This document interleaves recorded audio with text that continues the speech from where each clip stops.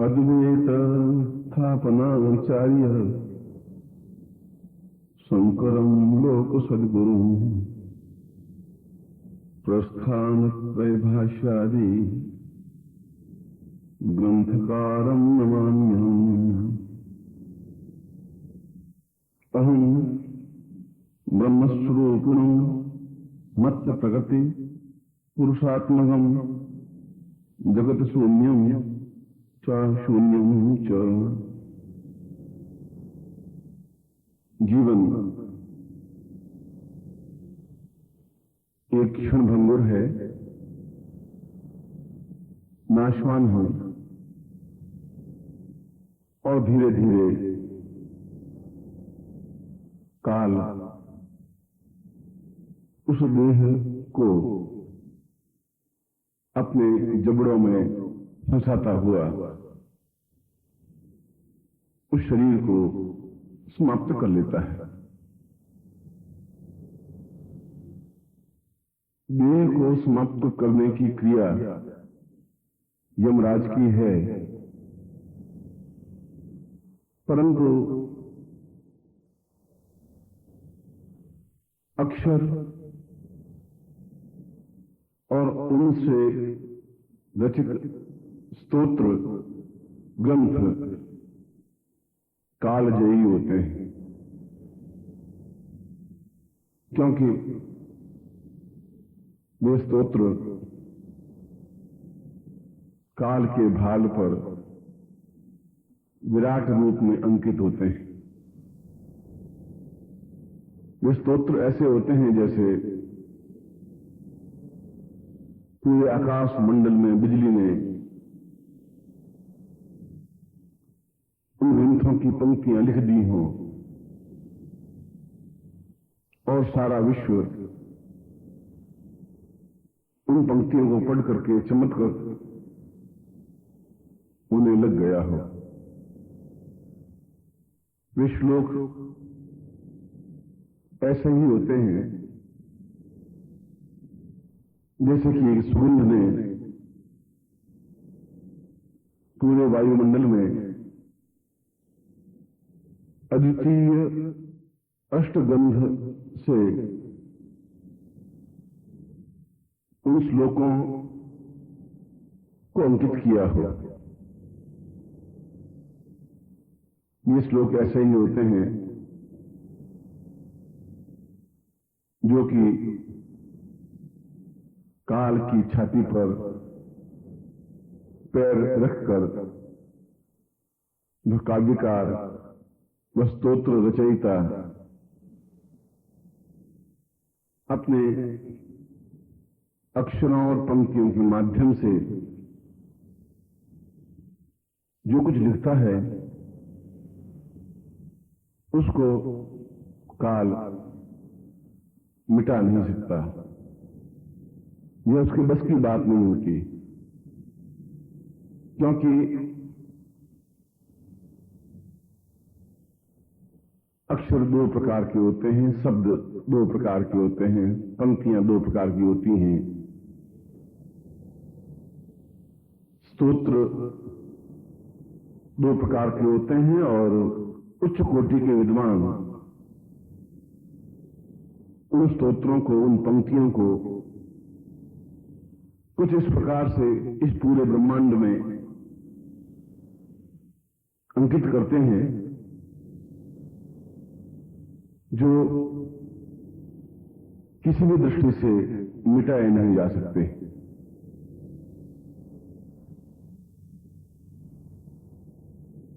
प्रयत्न तो प्रत्येक क्षण करता है। यमराज नहीं चाहता कि कोई वस्तु जीवित रहे। यमराज नहीं चाहता कि यह शरीर लंबे समय तक इस पृथ्वी पर विचरण करे। यमराज इस बात को भी नहीं चाहता कि कोई ग्रंथ अपने आप में गतिशील हो, परंतु सामान्य प्राणी यमराज से मुकाबला नहीं कर पाते, संघर्ष नहीं कर पाते, आमना सामना नहीं कर पाते और उनके वे अक्षर धूमिल हो जाते हैं और धीरे धीरे काल उन अक्षरों को, उन पंक्तियों को समाप्त कर देता है और यह देश और यह विश्व उन पंक्तियों से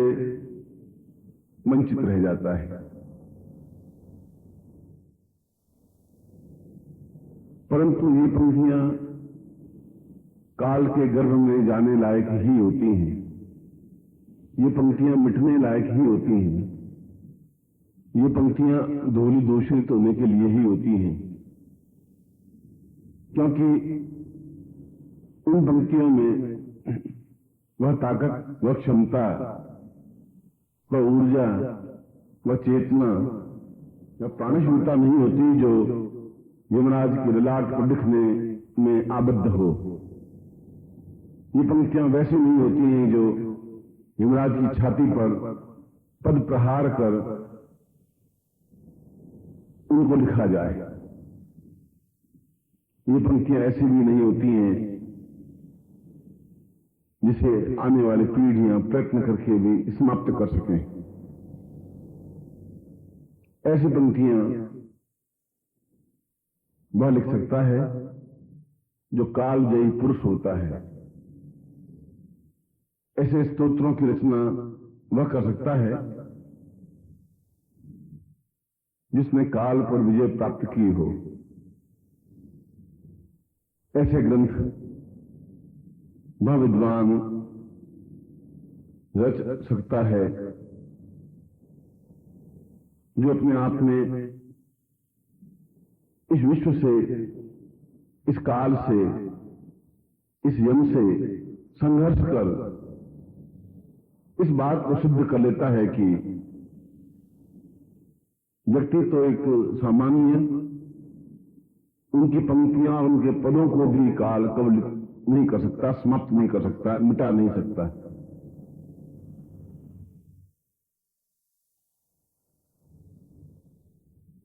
परंतु ऐसे पुरुष बहुत कम होते हैं। सैकड़ों हजारों वर्षों के बाद कोई एक व्यक्तित्व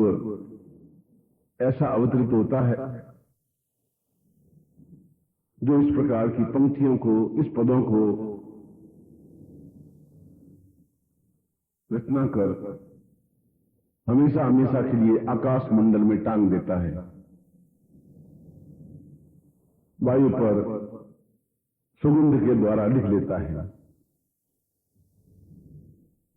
पृथ्वी पर छोटी छोटी बूंदों के माध्यम से अंकित कर देता है, फूलों में पराग कणों की भांति स्थायित्व दे देता है और विश्व को अद्वितीय बनाने, सौंदर्य युक्त बनाने और श्रेष्ठतम बनाने के लिए उसके मुंह से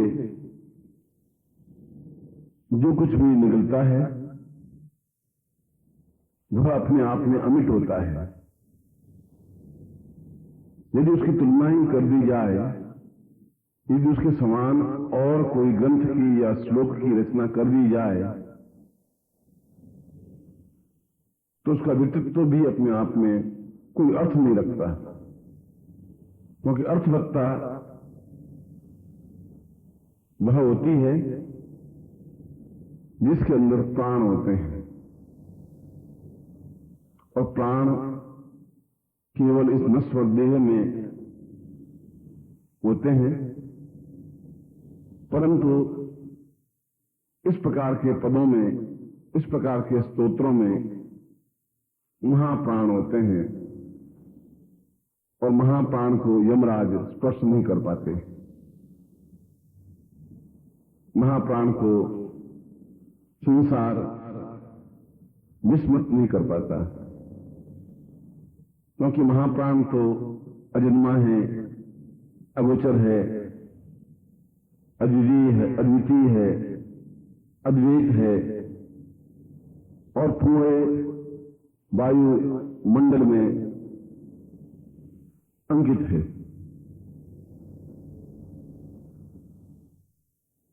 और वह युग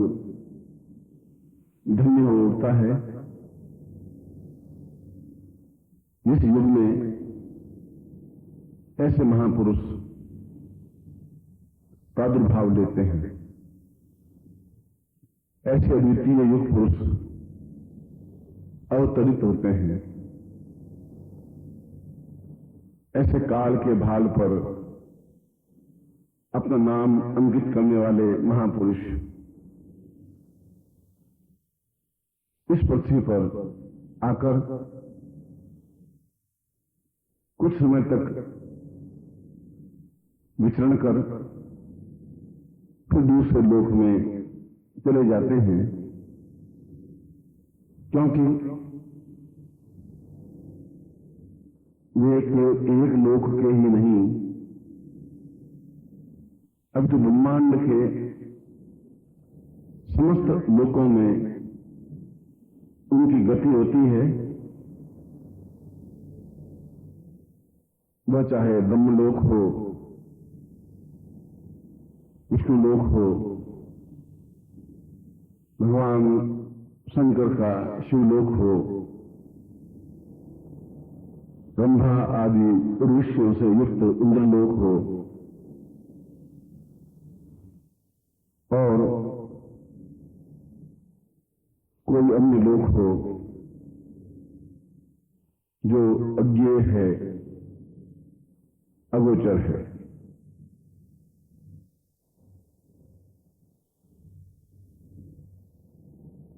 ऐसे युग पुरुषों को युग प्रणम्य करता है, ऐसे युग पुरुषों को दिशाएं सिर झुकाकर वरमाला पहनाती हैं। दसों दिशाएं ऐसे व्यक्तित्व का श्रृंगार करती हैं। आकाश छाया की भांति उस पर झुककर अपने आप को सौभाग्यशाली समझता है, और पृथ्वी जहां जहां भी उनके पैर बढ़ते हैं, वह पृथ्वी स्वयं खड़ी होकर नतमस्तक हो जाती है, प्रणम्य हो जाती है, और इस बात का अनुभव करती है कि वास्तव में ही इस मेरे इस विराट फलक का, इस विराट पृथ्वी का वह भाग कितना सौभाग्यशाली है कि जहां इस प्रकार के युग पुरुष ने अपने चरण चिन्ह रखे।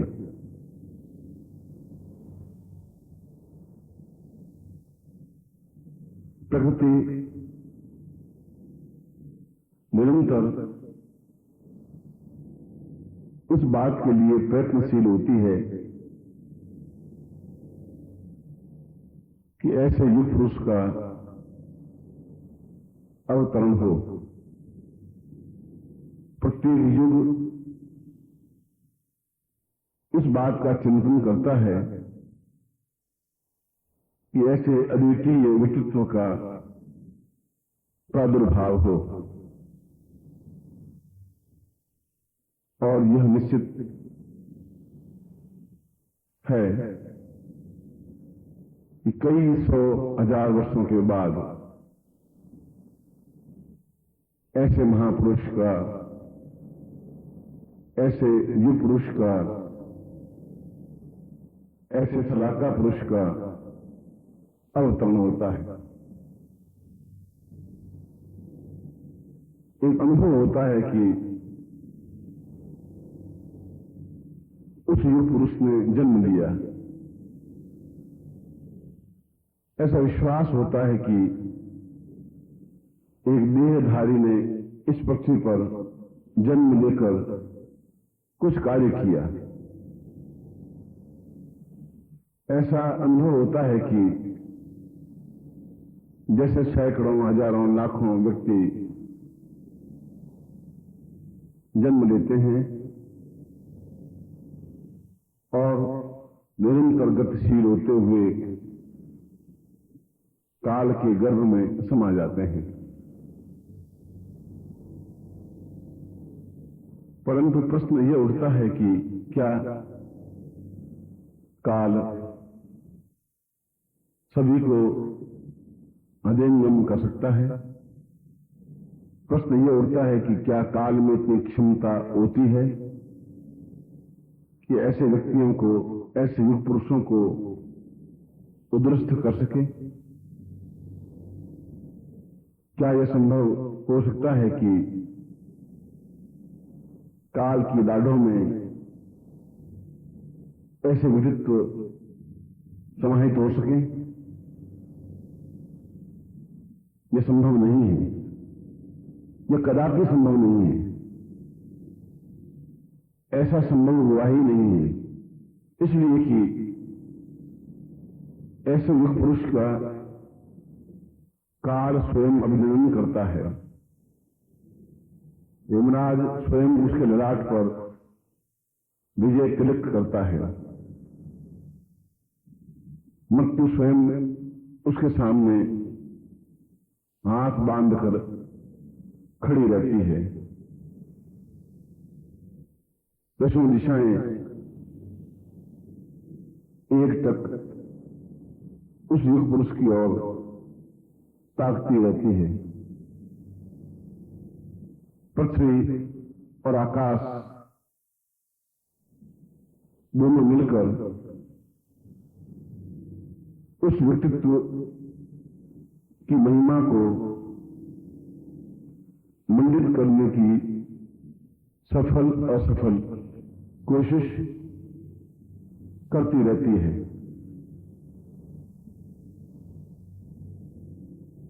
मेघ अपनी बूंदों के माध्यम से इस बात का एहसास करवाता है कि वास्तव में ही यह एक अद्वितीय व्यक्तित्व है। इंद्र स्वयं इस बात से ईर्ष्या करता है कि यदि ऐसे महापुरुष जो पैरों के नीचे जो रजकण आ गए हैं, वे रजकण स्वर्णिम हैं, हीरे मोतियों से भी ज्यादा मूल्यवान हैं, माणिक्य और रत्नों से भी ज्यादा श्रेष्ठ हैं, क्योंकि उन रजकणों में एक सुगंध होती है, उन रजकणों में एक विराटता होती है, उन रजकणों में अद्वितीयता होती है, और उस अद्वितीयता को प्राप्त करने के लिए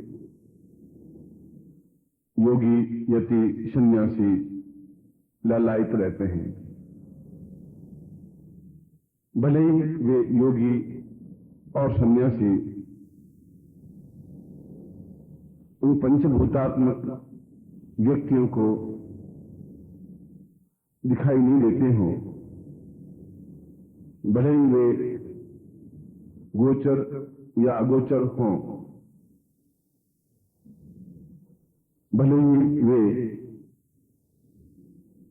इस पृथ्वी पर गतिशील होते हुए अनुभव नहीं होते हों, परंतु उनमें और इस प्रकार के युग पुरुष में एक बहुत बड़ा अंतर होता है, जिस अंतर को काल मिटा नहीं सकता, यमराज समाप्त नहीं कर सकता और युग उस अंतर को न्यून नहीं कर सकता, क्योंकि ऐसा इतिहास पुरुष गोचर होते हुए भी अगोचर है, अगोचर होते हुए भी गोचर है,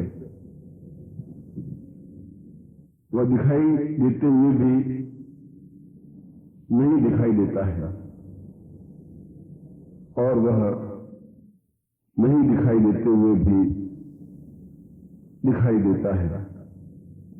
क्योंकि वह देहगत अवस्था में जीवित नहीं रहता है,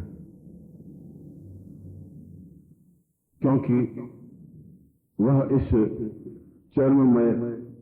शरीर का दास नहीं होता, क्योंकि वह इस शरीर के आवरण में ढका हुआ नहीं होता, वह इसके अंदर बहुत अंदर उतरकर उन प्राणमय कोषों में समाहित होता है कि जो होते हुए भी नहीं दिखाई देता, और वह व्यक्ति अस्थि चर्ममय होकर सामान्य मनुष्यों की तरह दिखाई देता है, लीला करता है, विचरण करता है, सुख दुख, हानि लाभ, जीवन मरण को सबके सामने रखता हुआ अपने मार्ग पर बराबर गतिशील रहता है। उसकी गति को कोई अवरुद्ध नहीं कर पाया, उसकी गति को पृथ्वी नाप नहीं पाई, उसकी गति को आकाश अनुभव नहीं कर पाया, उसकी गति को दसों दिशाएं अवलोकित करने नहीं कर पाई, और उसकी गति को काल अवरुद्ध नहीं कर पाया,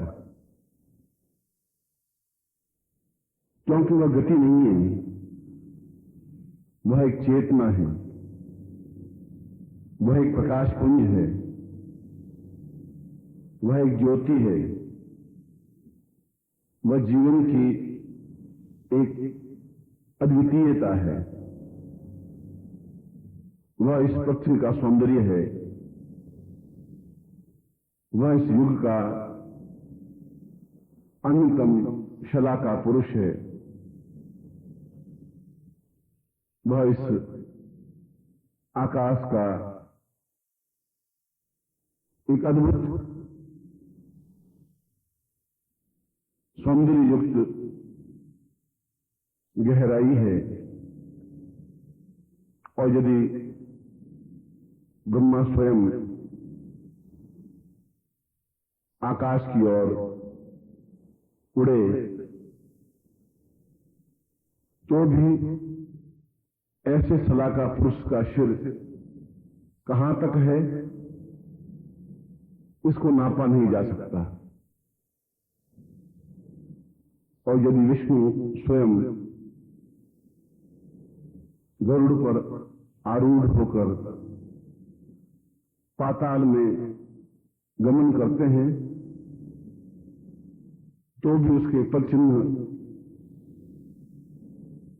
देख नहीं पाते,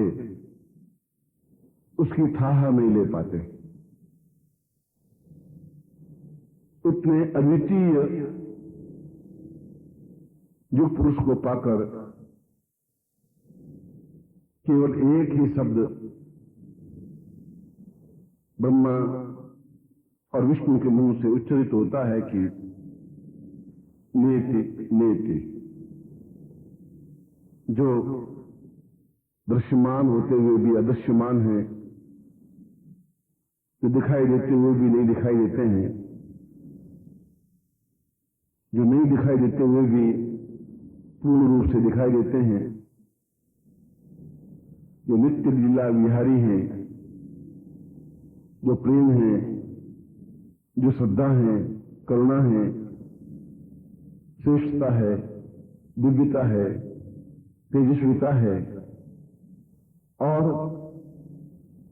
वह सब कुछ है जो इस पृथ्वी पर हजारों हजारों वर्षों से लिखा गया है। उसके चेहरे पर एक तेजस्विता है, आभा मंडल है, उसकी आंखों में एक अथाह करुणा का सागर लय लहाता रहता है, उसके ललाट की भ्रुकुटी तीनों लोगों को दृश्य करती रहती है, और उसके भाल पर जो त्रिवली होती है वह ब्रह्मलोक, विष्णुलोक और रुद्रलोक की व्याख्या करते हैं। ये तीनों रेखाएं सत्व, रज और गुण का विशुद्ध वर्णन है। वे तीनों पंक्तियां उस व्यक्ति की विराटता को स्पष्ट करता है, क्योंकि ये तीनों पंक्तियां जहां उसके मस्तक पर अंकित होती हैं, वहीं ये तीनों पंक्तियां उसकी ग्रीवा पर भी पूर्ण रूप से दृश्यमान होती हैं। इसलिए कि साक्षात सरस्वती स्वयं उसके कंठ में बैठकर अपने आप को गौरवशाली अनुभव करती है, क्योंकि उसके कंठ में काव्य उसी प्रकार से स्थिर होते हैं जिस प्रकार से इस पृथ्वी के गर्भ में लाखों करोड़ों रत्न अदृश्यमान हैं, और वे ग्रीवा की इन तीनों पंक्तियों के माध्यम से यह स्पष्ट होता है कि वास्तव में ही यह योग पुरुष है। ललाट की इन तीनों पंक्तियों के माध्यम से ही उच्च कोटि के योगी, यति और सन्यासी ये अनुभव करते हैं कि यह सामान्य कलेवर में लिपटा हुआ व्यक्तित्व कुछ फिट का नहीं, कुछ इंचों का नहीं, अपितु श्रेष्ठतम अद्वितीय है और विश्व को विजय प्रदान करने के लिए ही इस पृथ्वी पर अवतरित हुआ है। सद्गुरुदेव डॉक्टर नारायण दत्त श्रीमाली जी के दुर्लभ वीडियोस, पुस्तक, पत्रिका एवं साधना की निःशुल्क दीक्षा प्राप्त करने के लिए नीचे लिखे हुए नंबर पर वीरल पटेल जी को व्हाट्सएप पे अपना नाम और अपने शहर का नाम लिखकर भेजें। धन्यवाद।